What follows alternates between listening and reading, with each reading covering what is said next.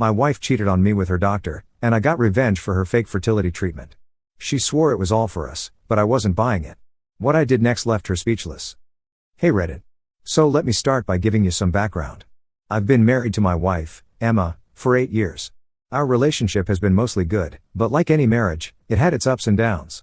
We never had any major issues in our early years, and I always thought we were pretty solid.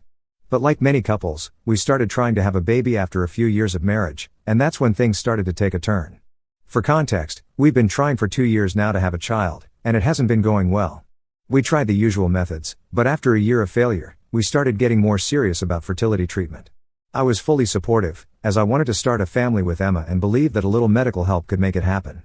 Emma, being very proactive, suggested we consult a fertility specialist. Enter Dr. Andrews. Dr. Andrews was well respected in the medical community, and Emma felt very comfortable with him. He was experienced, confident, and seemed to genuinely care about his patients. I went with her to a few of her initial consultations, and everything seemed fine. But then, after a few months, Emma started going to her appointments alone. At first, I thought nothing of it, maybe the treatments were just something that didn't require me to be there. But then, I started noticing some odd things. She began acting differently when she came home from her appointments. She would smile at her phone and occasionally laugh at something, but when I'd ask her what was so funny, she'd just say it was nothing and quickly change the subject. I noticed her changing her routine too. She was dressing up more for her appointments, even though the clinic was just down the street.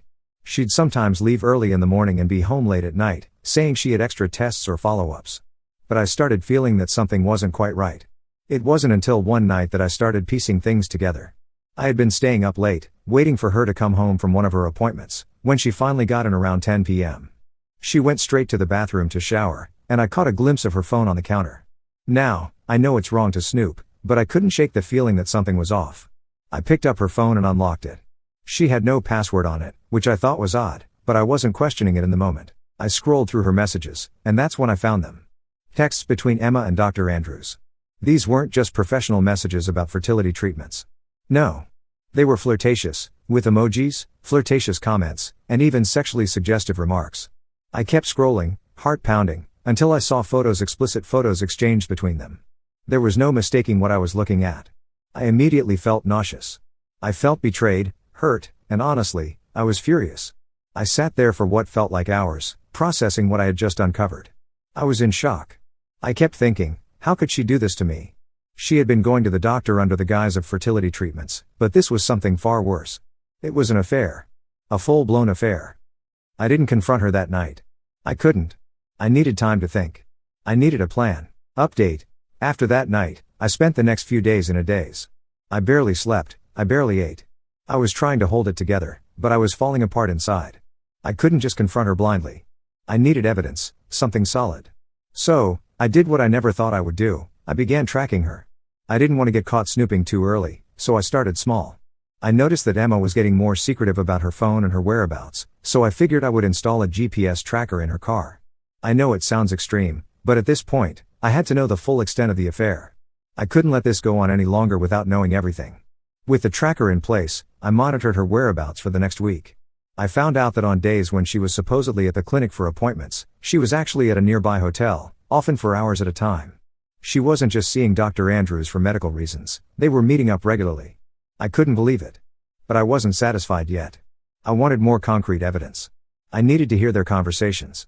So, I installed a small recording device in her purse, hoping I could catch them talking about their affair. I hated myself for doing this, but I was desperate for the truth. The following week, I listened to the recordings. I was sickened by what I heard. The conversations between Emma and Dr. Andrews were explicit and confirming everything I suspected. They laughed about how easy it was to fool me and how I never questioned her absences. There were even plans to meet up again. I had it all. I had proof. At this point, I knew it was time to confront her. But I also knew I needed to be smart. I couldn't let her spin this around or play the victim. So, I made arrangements. I consulted a lawyer and started working on my divorce papers. I wasn't just going to walk away without protecting myself. Another update. The day of the confrontation came sooner than I expected. I had everything in place, the evidence, the divorce papers, and a plan. When Emma came home that evening, I told her we needed to talk. I sat her down and laid everything out, every text, every photo, every recording. I watched as her face went from confusion to realization to pure shock. At first, she tried to deny everything, but when I played the recordings for her, she couldn't deny it anymore. She broke down, crying, telling me how sorry she was and how it was a mistake. She said it was just an escape, that she was frustrated with not getting pregnant and had gotten too close to Dr. Andrews. She said it didn't mean anything. I just sat there, numb. How could she even say that? I looked at her and told her, "It's over. I'm done." I handed her the divorce papers I had prepared. She tried to convince me to go to therapy, to work through it, but I told her there was no coming back from this. She had destroyed everything, but I wasn't done yet. I immediately contacted the medical board and filed a complaint against Dr. Andrews. I submitted all the evidence I had: texts, photos, recordings. Engaging in an affair with a patient is a serious violation of medical ethics, and I wasn't going to let him get away with it. I also made sure that some of our mutual friends and family were aware of what had happened. Emma tried to control the narrative by calling a few people and claiming I was overreacting, but it was too late. Another update. Emma moved out of the house within a few days, and we officially began the divorce process. It was all moving faster than I thought it would. The divorce was straightforward. Emma didn't contest it. She probably knew she had no ground to stand on. The betrayal was too deep. As for Dr. Andrews, his career was destroyed. The medical board launched an investigation, and within a month, his medical license was suspended. The clinic where he worked also faced public scrutiny. He tried to keep his career alive by relocating to another state, but I heard through some mutual acquaintances that he was struggling to find work. His reputation was in tatters. I kept the house, most of our joint assets, and full custody of our pets. I didn't even have to fight for them. Emma tried to put up a fight initially, but when it became clear that she had no case and that her affair had led to the demise of our marriage, she just gave up. Final update.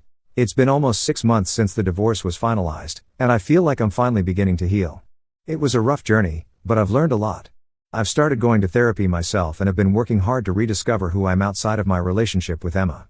I joined a gym, reconnected with friends I hadn't seen in years, and I even started dating again. As for Emma, I don't know much about her anymore.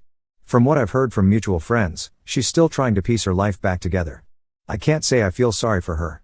I'm not sure what the future holds, but I know one thing for sure: I'm never going to let anyone disrespect me like that again. I've learned to value myself and set boundaries. In the end, I got my revenge, not through anger or retaliation, but through taking control of my life and moving on.